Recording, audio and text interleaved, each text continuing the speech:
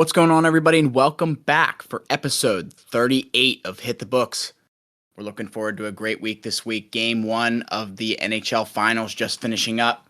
NBA Finals are moving as well. Some other topics in other sports. Lots to go over, so let's get started. Let's jump right into introducing my co-hosts, Huff and Mackie. Mackie, what's happening, buddy? Going on, guys? Yeah, we got a lot of moves going on in the NFL right now. Or a lot of signings, and we got the NHL Cup final. We're in the Stanley Cup right now. Game 1 was tonight. We got NBA Finals are in Game 6 tomorrow. So a lot going on right now in the four major sports. Going on, Huff? What's going on, everybody? Excited to be back another week. As you guys said, Stanley Cup final, Game 1 wrapping up tonight. And as Mackie alluded to, we get Game 6 of Celtics-Warriors tomorrow night. As the Warriors are headed to Boston for Game 6 with a 3-2 series lead. We'll get into that series in a little bit. But like you said, a couple signings to get into with the NFL. Not much else going on with me personally. I don't know about you guys, but let's get right into it.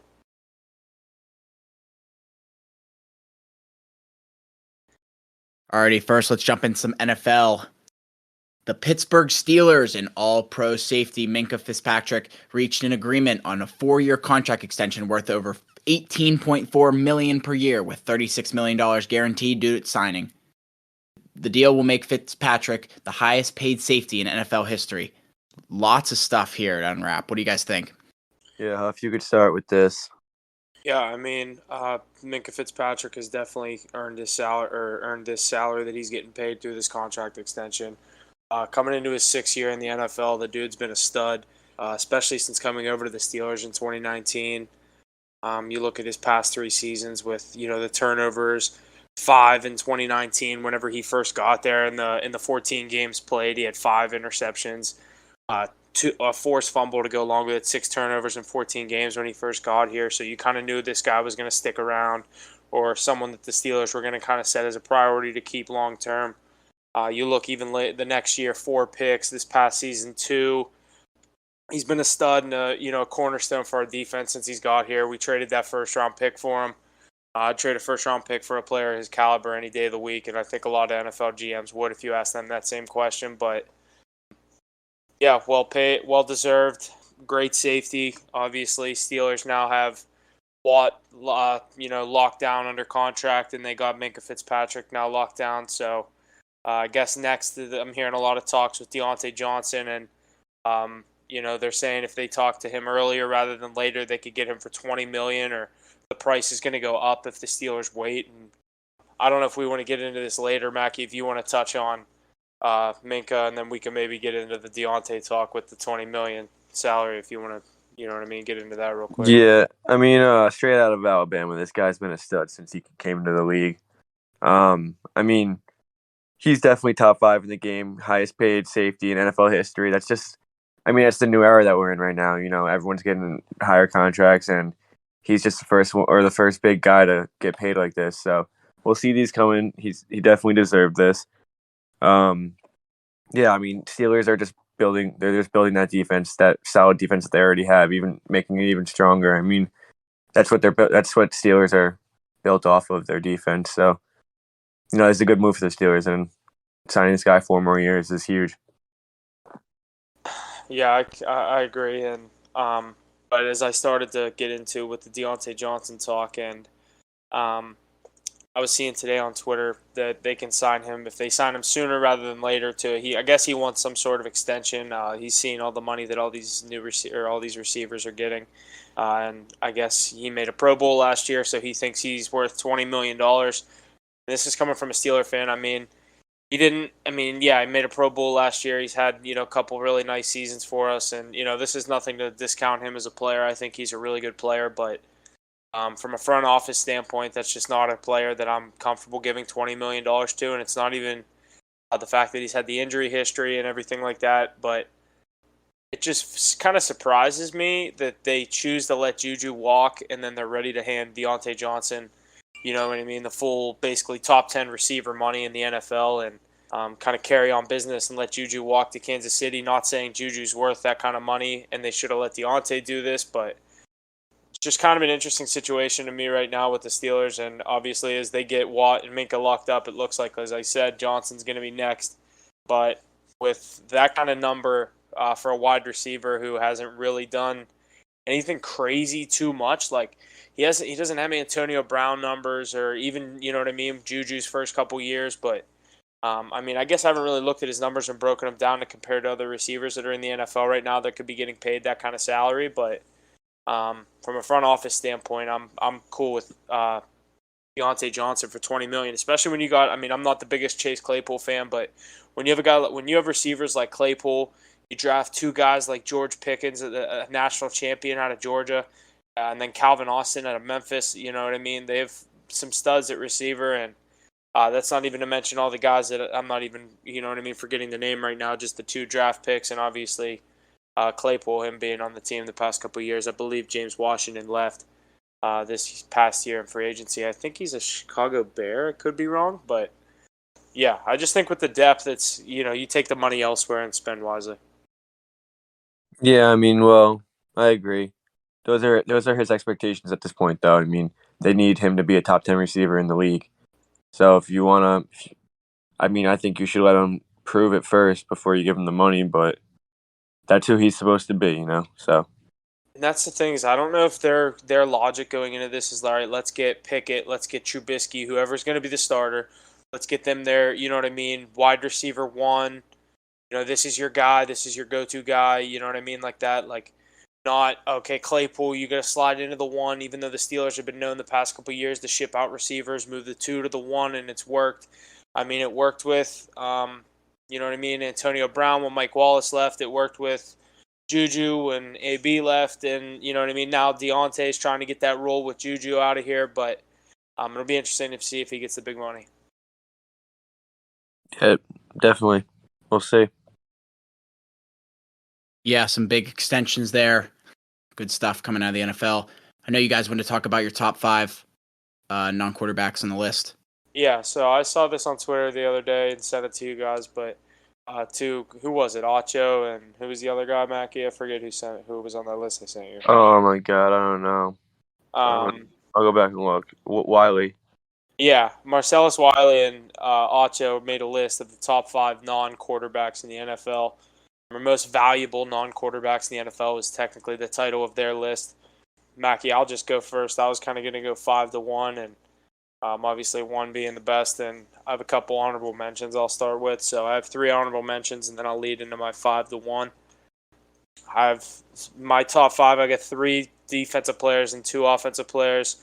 And I have a couple honorable mentions, as I said. So I'll start with my honorable mentions. Honorable mentions are in no order. 1 being Buda Baker, 2 Derwin James, and 3 Travis Kelce.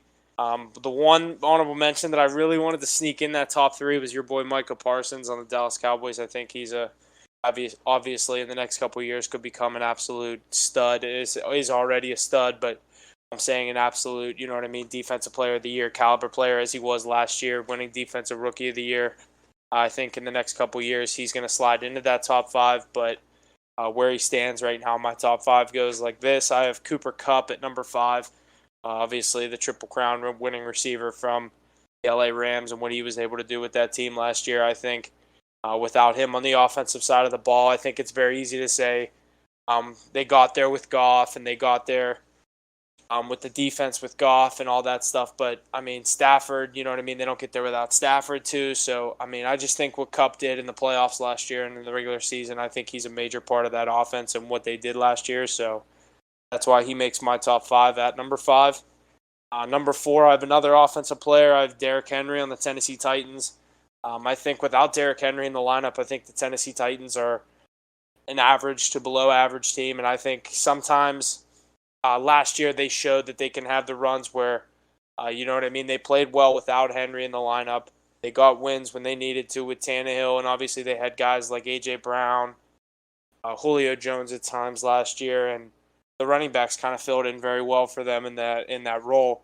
Obviously, as they have a great offensive line, but I think Derrick Henry's a very valuable player on his team, obviously, and that's why he makes my top 5.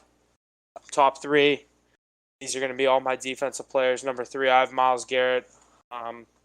Not a huge fan of this guy. Obviously, all the bad blood between him and the Steelers, but definitely respect him as a player and what he's able to do on a football field on any given Sunday. So coming off the pass rush on the edge, this dude's legit. I mean, you watch him.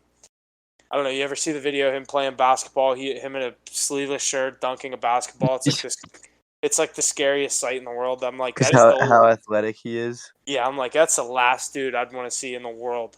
And it kills me to put him in at 3. But I mean, the two dudes that are ahead of him, obviously, my guy T.J. Watt at number 2, defensive player of the year, arguably got robbed a year ago, but didn't win it. So I'm not here to talk hypotheticals. I have T.J. Watt at number 2, and then obviously number 1, the highest paid non-quarterback ever, first non-quarterback to ever grace $30 million a year, Aaron Donald at number 1. It's a really good list. I actually have a pretty similar list to you, but a few shakeups there.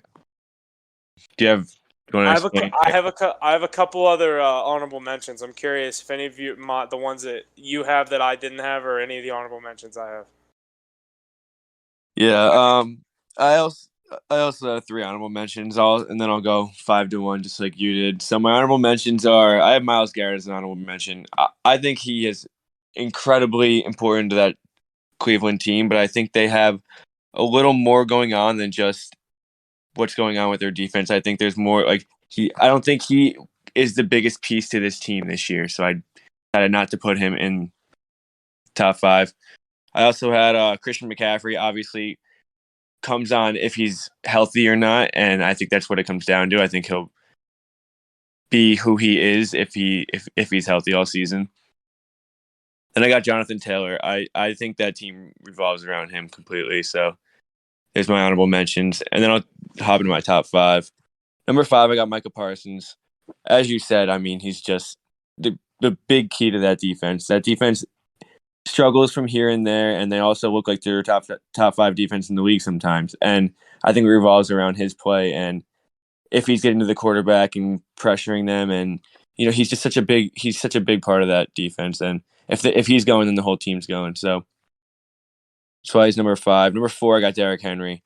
Just like you said, I mean, this team is below average without him, I think. So he carries them to would they win? They won the division last year, correct? Yeah, they did.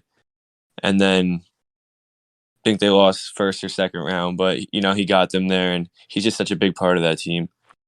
Number 3, I got Deebo Samuel. I mean, if he's going to be who he was last year, this guy could be the most valuable player in the league. I don't know if you definitely did, but watching those playoff games he tore apart my Cowboys. Absolutely made us look stupid. No matter whether he was getting the ball or not, he's a decoy if he's not getting the ball, or he's getting the ball playing in the backfield, and he can just launch it downfield 40 yards if he wants to.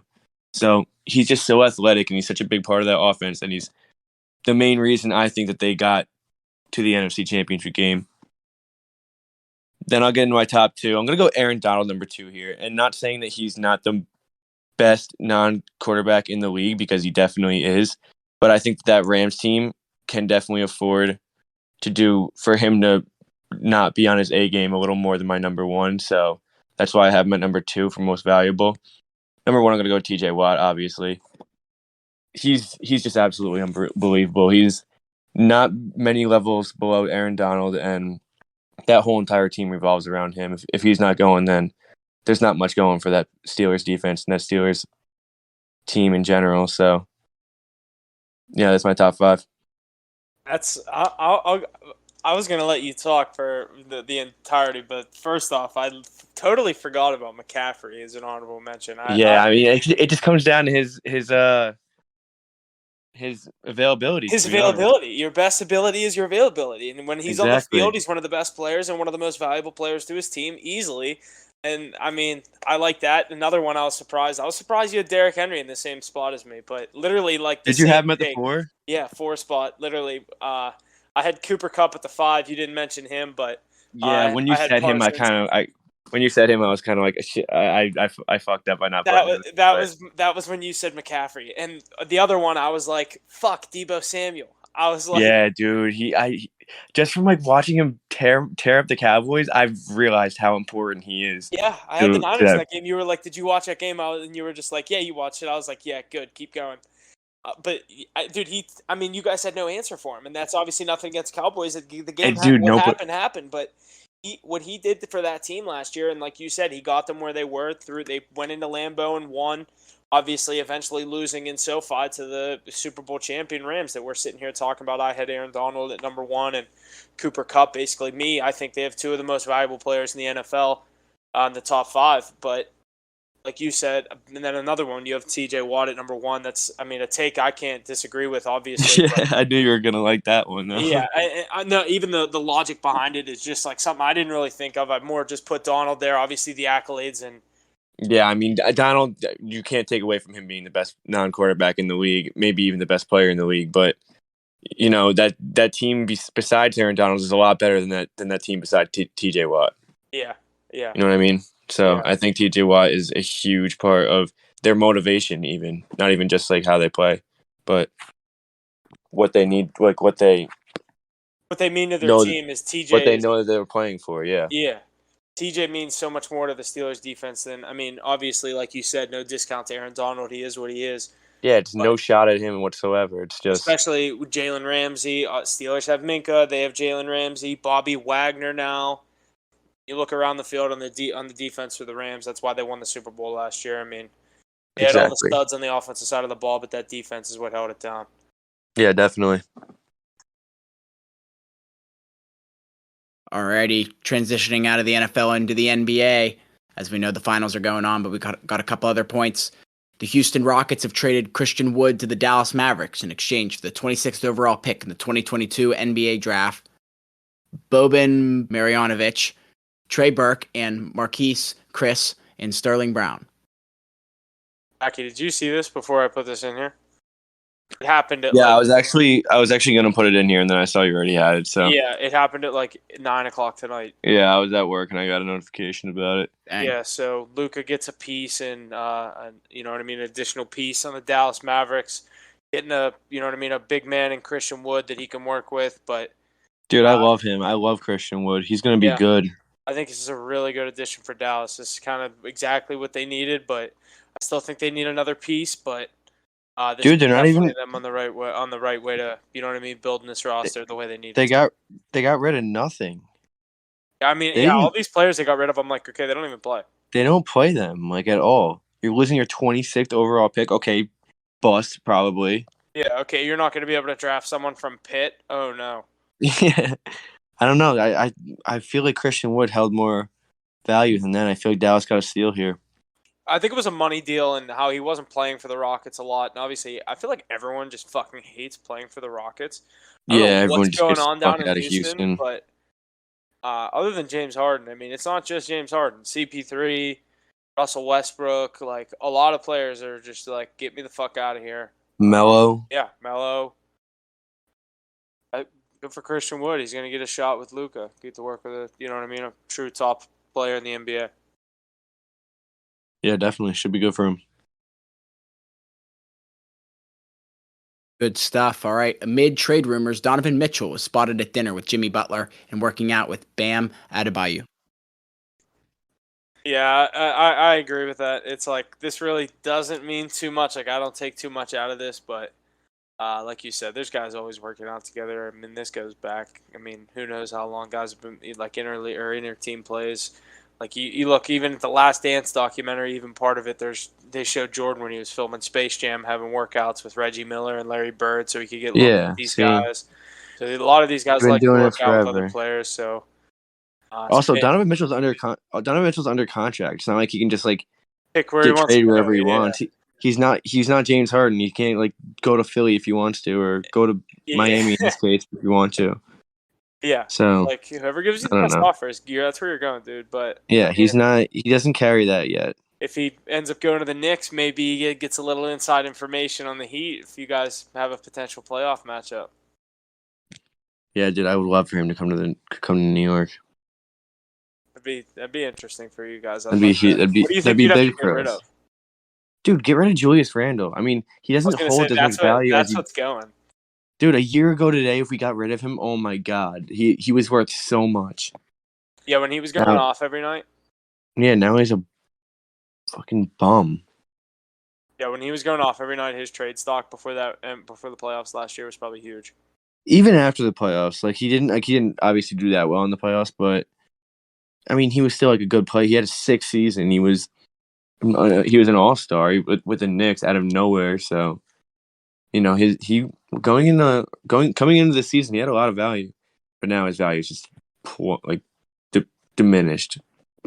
Yeah, I don't know. I don't want to. I want to keep Emmanuel quickly, and I want to keep R.J. Barrett, and Mitchell Robinson too, and that's all I really care about. I like Mitchell Robinson. Obviously, Mitchell Robinson's going to be a beast.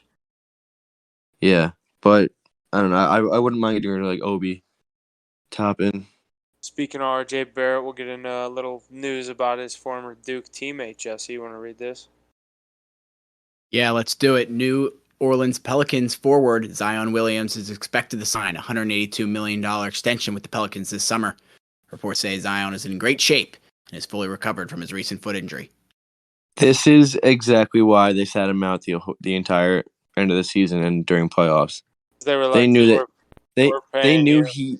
they knew they weren't winning anything this year, even if they maybe even won a playoff round or something. But this guy's going to come back 1,000%. You're giving him $182 million. You're not going to risk that. Yep. You're going to make sure he comes back 135% and beats the player that you drafted him to be. And you got to think they knew this was the game plan all along, and Zion knew this. With the dunks he was throwing down in the pregame and the playoffs, with their warm-ups, but you got to think they were telling him all right, dude, if you just sit out this playoffs, we're not winning anything. Like you said, we might win a playoff round, but we are not going to win the NBA Finals this year. Let's just chill this year, focus on next year, build the roster. You get healthy, focus on that foot injury. Quit throwing down 360 dunks and warm-ups because it's making us look bad. Yeah, they're like, dude, chill out with that. And we'll pay you $182 million in July if you just sit down on the bench and shut up and don't say anything. We lose in 5 games. They're like, no one will think anything. They'll just think you're injured. You'll come back next year. Because what's going on right now is a lot of people are probably looking at this contract like, what the hell's he done? You know what I mean? Like, oh, he's injury prone. Your best ability is availability. We just said that about McCaffrey. You know what I mean? You look at the same thing with Zion Williamson getting a $182 million contract. I mean, potential. This is all potential. Yeah, but it's going to happen. But could be more, could be less, but it's right around that range. I bet it'll be from 175 to 190. Just depends how many years. Yeah, true. I don't know, dude. Do you think he deserves this?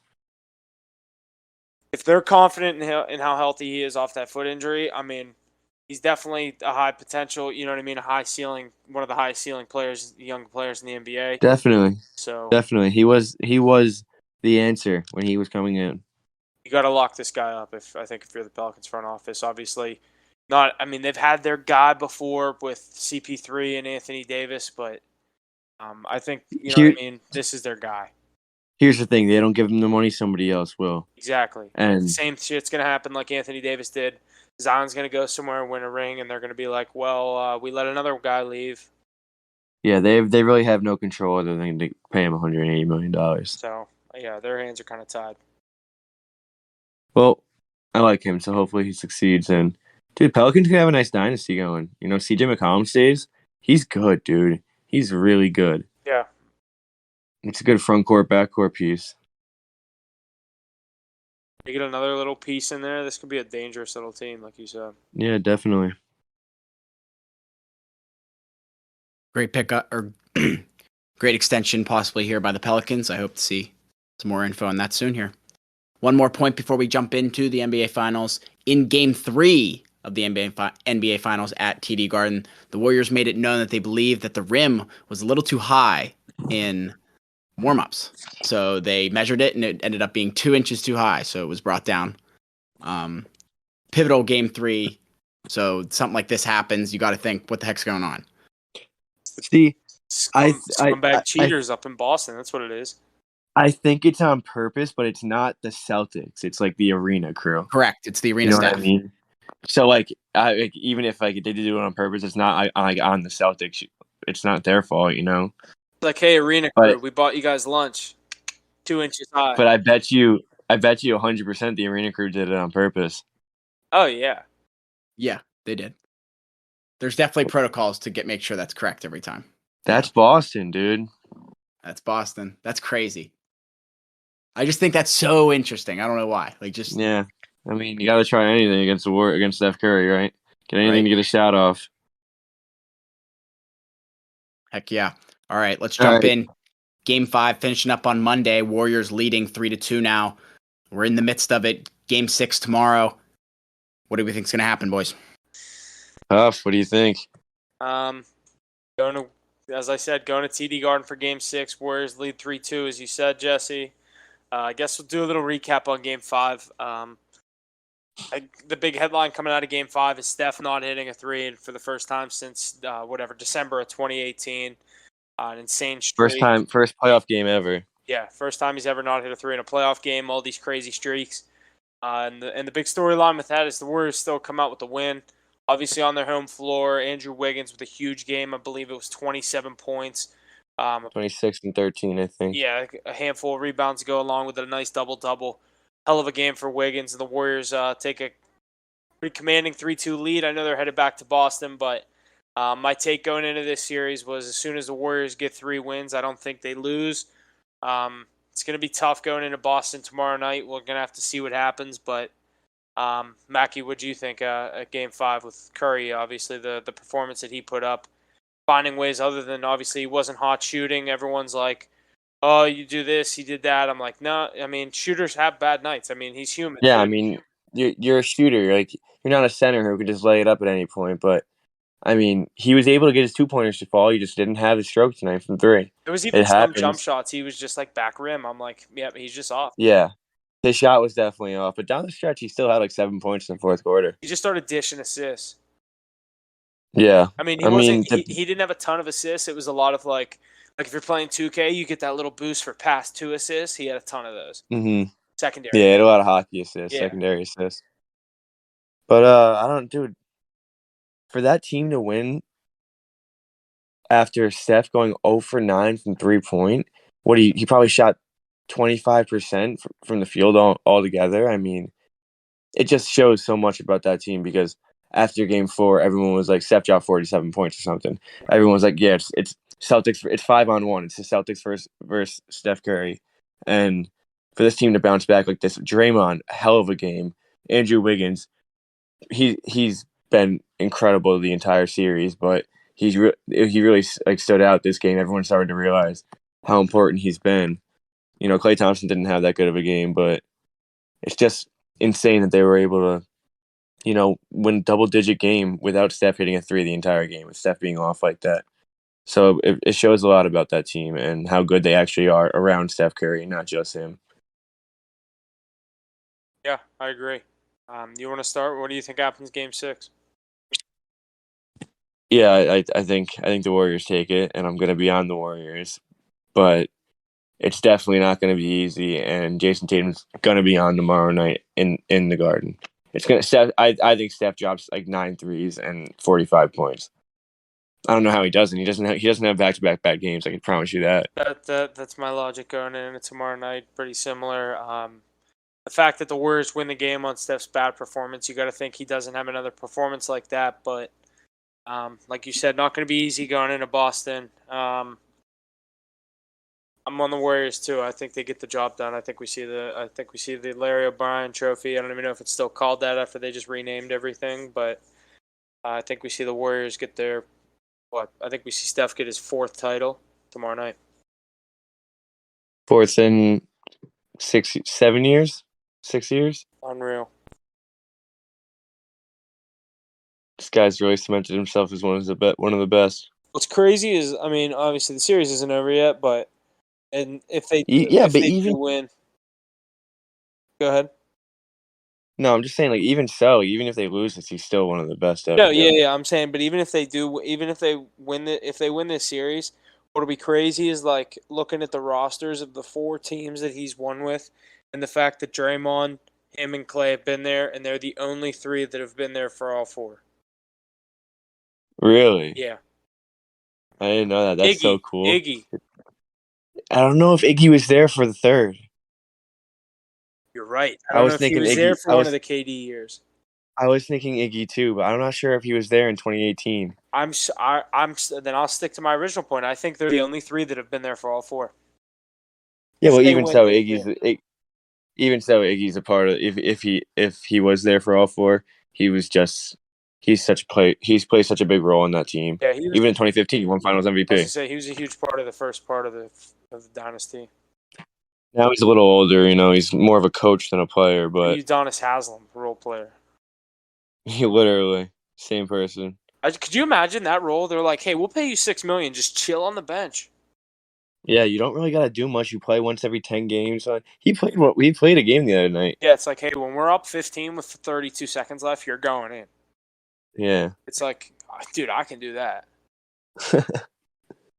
But yeah, I think we either see Draymond get kicked out tomorrow night, foul out, whatever he does, or the Double, Warriors win it. you know what I mean? Like, Yeah, or plays a huge role. just I think the refs could get in the way of this because you know how you don't like to say it, but you say it. Basketball is very rigged. Yeah. I think because the refs have such a control over what happens in the game Yep. that I don't know.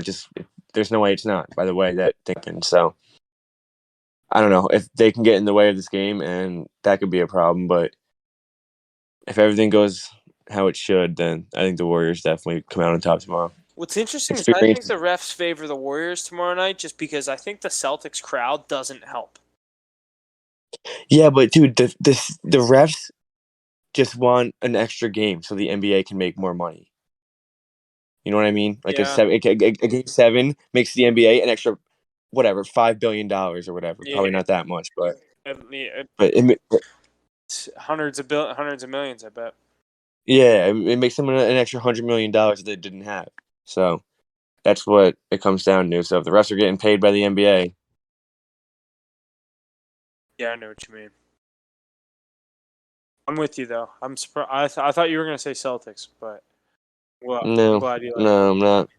I think the experience is huge here, especially coming down to the last 2 games of the series. Yeah. Warriors have been here before. They're not shaking in their boots. Sounds like Warriors.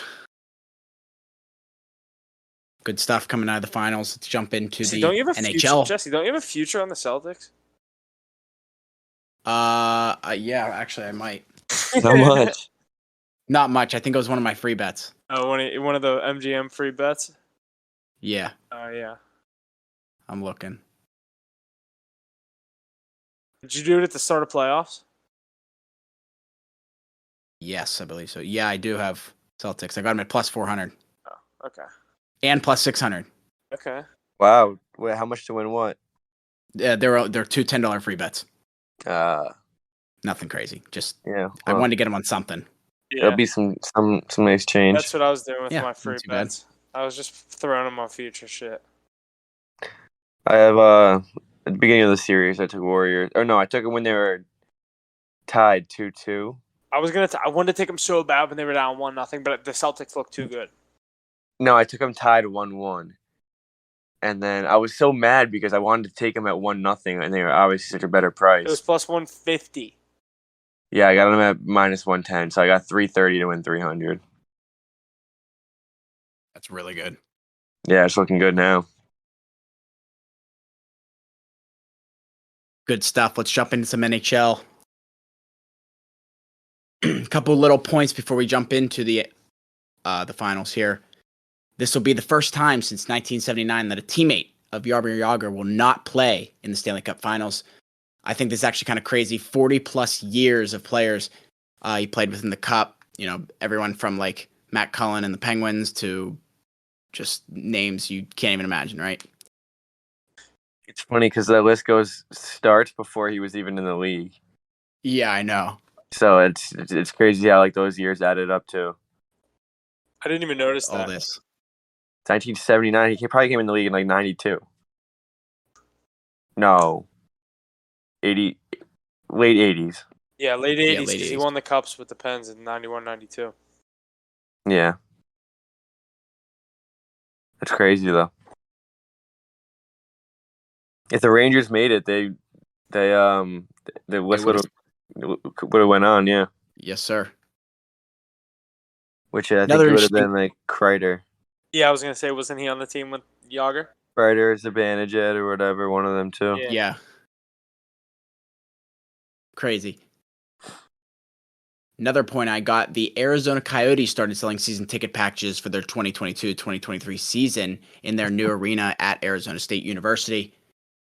From the chart I saw, row A on the glass is $16,605 a seat for the year, coming in at $405 per game. I don't know a lot about other teams' season ticket prices, but I know mine from the Penguins in the second row are only about $200 a game. So, not sure how that math works. They're more expensive at Arizona State's arena than they are at PPG. Yeah, double the price, over double the price. That's insane. So, and obviously, like ticket prices, they increase every year. Like that's just a given thing, right? But Yeah, I don't understand how Arizona Coyote tickets are that expensive. Especially, dude, they're in a college arena. They're not even in Right. an NHL grade arena. yeah. You don't like the luxuries are just not there in that arena. How can that is insane? It's Arizona. It's not even like it's like it's not even like I don't know. Florida's playing in like I don't know, bad analogy, but there's no way like that. How is that even a thing? It's like That's why I'm bringing it up. Remember right? when the NHL used to do that Kraft Hockeyville thing, and they'd play at like random games, random rinks around the league, like around NHL teams. Do you know what I'm talking about? Yeah, like small I know what cities you're and stuff. talking about. Yeah, It's like Mackie. Imagine them playing a game at fucking Boat Park, Morgantown. That's what it is.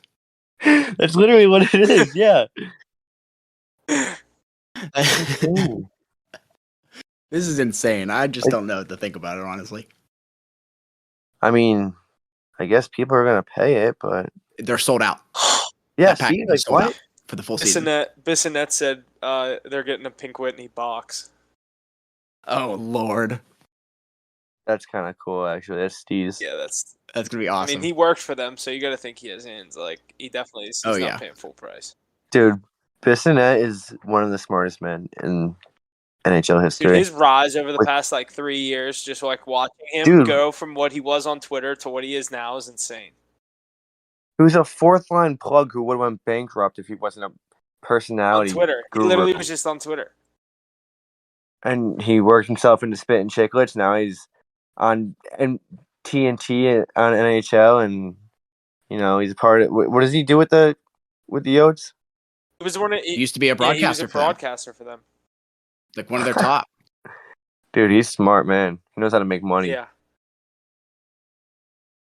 I hate him though for hating on the Rangers. I was gonna say he hated on the Rangers so hard, and then he started liking them though. Yeah, I was gonna say, and then he started liking them. Yeah.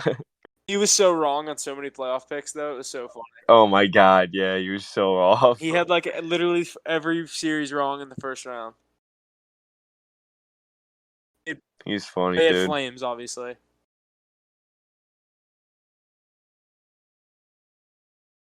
Alrighty, a couple more points here before we jump in the finals. David Pastrnak is reportedly unhappy with the firing of Bruce Cassidy. Low chance he re-signs with Boston after this move. Where do we see him going? He's a big player. I think he might be able to make a huge impact at some other team. Did we hear anything, or what do we think? I like it. I love him as a Penguin. I think he's awesome. I think he's gone. I think he's already gone. Yeah, I don't think he played. All bias aside, I think I've heard this from a couple different sources now that this is more real than just kind of like possibly happening. Apparently, he is on his way out. Like this could be happening sooner rather than later this offseason. Dude, he's like the face of that team. I mean, obviously you have Bergeron and Marchand, but I feel like he's like that team. So, for him to come out and speak like this definitely means that he doesn't want to play for another coach in Boston. Where does he go, dude? And, Vegas? Dude, he's gonna be such an impact, and he's gonna go to a contending team. He's not gonna go to a shitty team. Why doesn't he go to Vegas? He's gonna go. For Cassidy. No, you can't go to Vegas. You can't go to Vegas. I don't think he goes to Vegas. I don't know. I kind of feel like he stays on the East Coast. Where? Dude, Carolina. Imagine you went to Oh. Carolina. He would fit there too. Yeah, he could just go there and be their best player. I mean, Aho. Toronto. Ugh. Toronto. Imagine. Do you think he does the Boston to Toronto flip? Oh my God! You can't do Phil that. Kessel did I it. didn't think about it.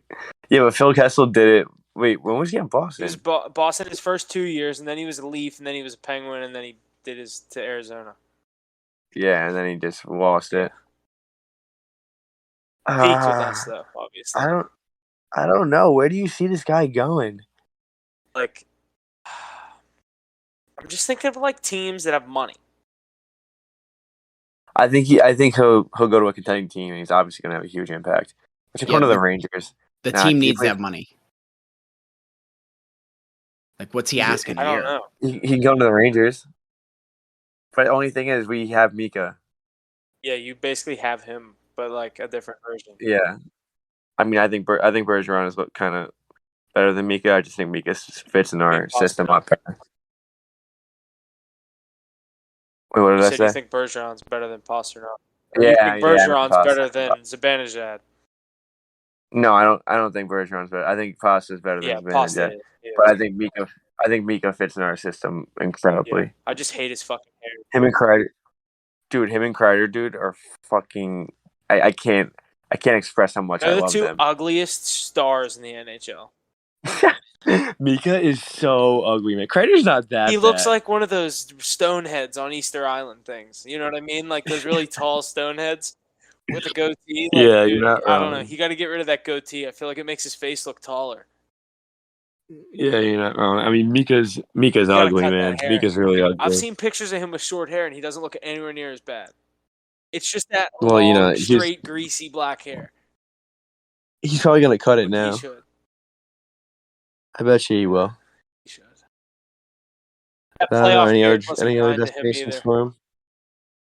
Yeah, no, that didn't look good either. It's gonna look even worse next year. You know, an extra 2 weeks from that. Yeah, we'll see. Yeah. Any other destinations for pasta? I don't know. I'm like thinking of teams that were on the bubble last year. Vegas didn't make the playoffs on the bubble. That's just Dallas. Dallas. No, you can't go to Dallas. Islanders. If you think he stays in the East. Minnesota. In this. Dude, the Islanders. Oh my God, he can go to Islanders. He might go to the Islanders. He's gonna go to the Islanders. I forgot about them. They always Dude. get a big player. Bro, and they missed out on Panarin. We got Panarin. They're gonna get Pasta. Oh, that would be crazy. I They hate the thought they were Islanders. They thought they were getting Panarin, so they were willing to spend the money. Clearly. Yeah. Damn. Oh my God, he's gonna go to the Isles, and that makes him a playoff team. Oh yeah. Because they're kind of, I mean, they're like right on the edge anyway. It kicks Washington out, I think. Or actually no, Boston's in the Atlantic. Yeah, you're right. Yeah. All right, one last point. No, you go ahead. I was going to say that's it for me. For Pastrnak. One last point here before we jump into the finals. It's time the Buffalo Sabres announced Ryan Miller's number 30 jersey will take its rightful place in the rafters. He's just the 8th player in Sabres history to get their jersey raised. I think it's a huge accomplishment for the guy. As far as I'm concerned, he's a stand-up guy. Great player for many, many years. Congrats to him. All-time American goalie.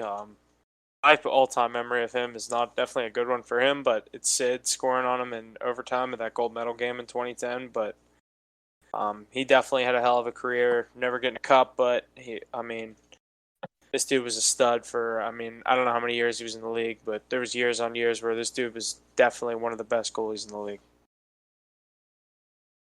Yeah, definitely well deserved. I mean, I feel like he's more well known for Team USA. Yeah. Because he's played for them for so many years. Crosby got that infamous goal on him. But definitely well deserved. He had a great career. That goal was a tough situation for me. I obviously wanted USA to win. Oh, it definitely wasn't his But fault. It was like a broken play, wasn't but it? I'm saying for me, from like a perspective, I was like watching it when I was a little kid. I was like, damn, I want USA to win, but I was like, Crosby scored. I Crosby was scored. like, You can't I be can't be upset. that mad. But yeah, let's get into the cup.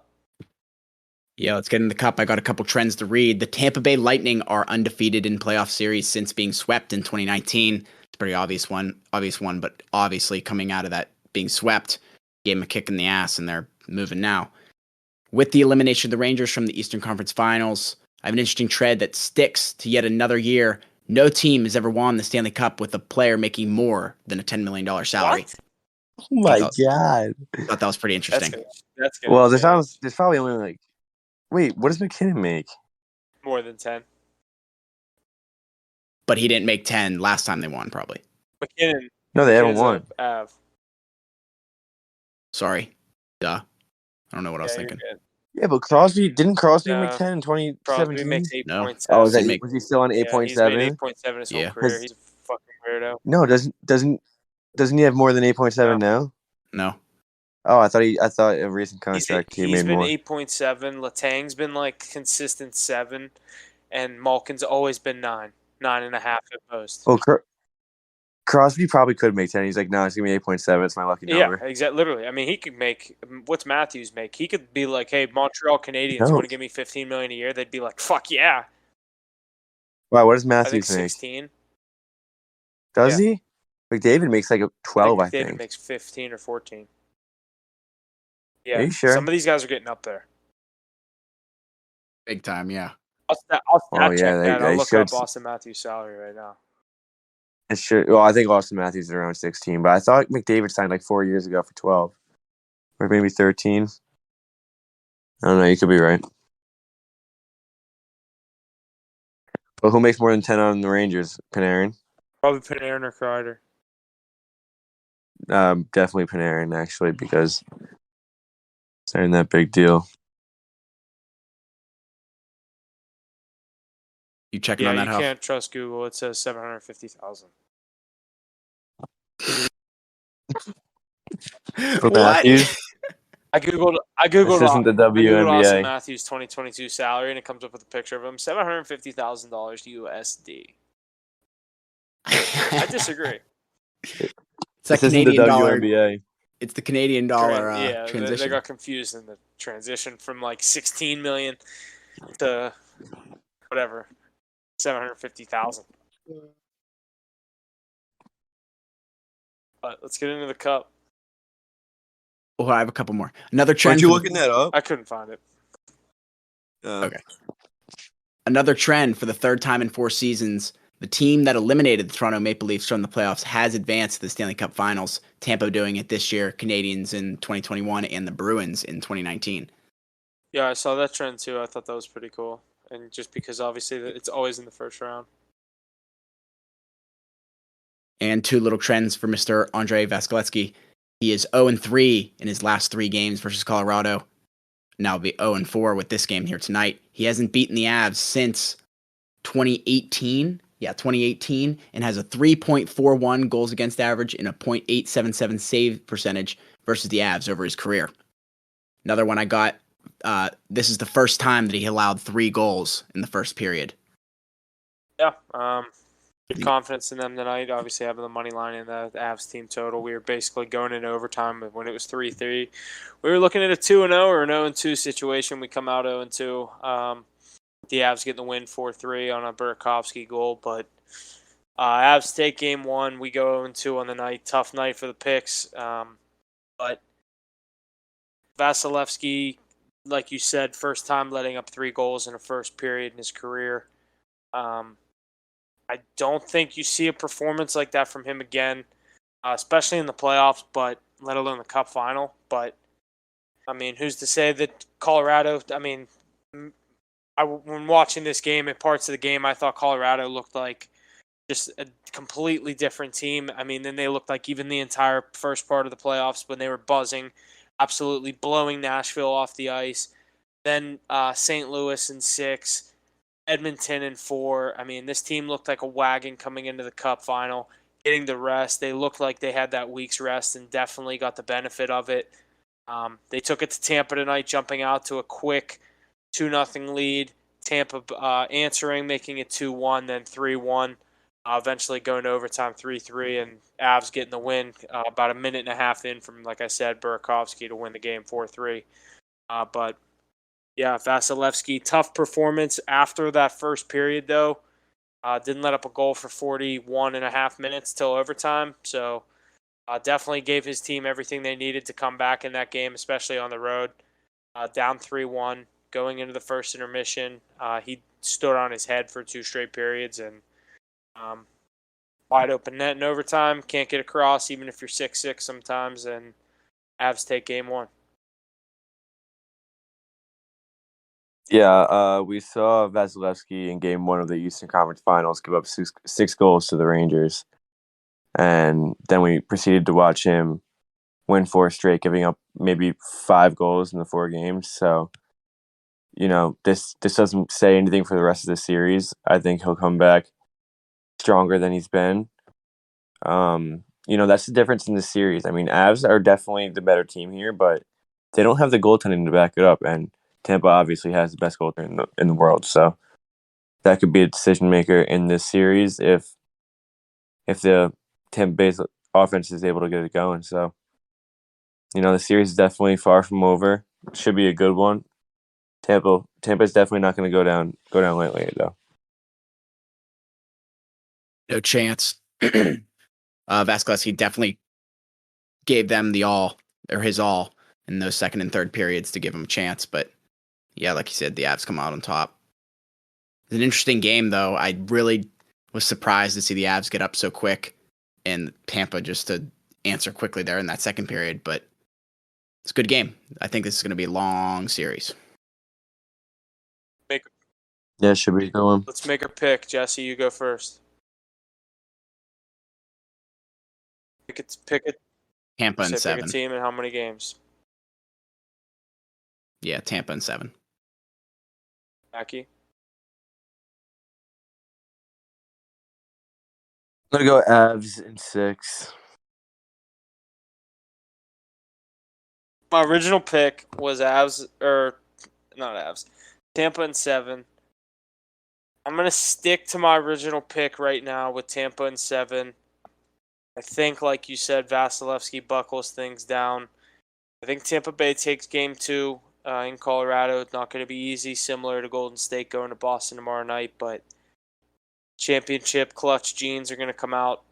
2 teams that have done it. Got to be able to go on the road and get a playoff win. So I like Tampa Bay. Win game 2.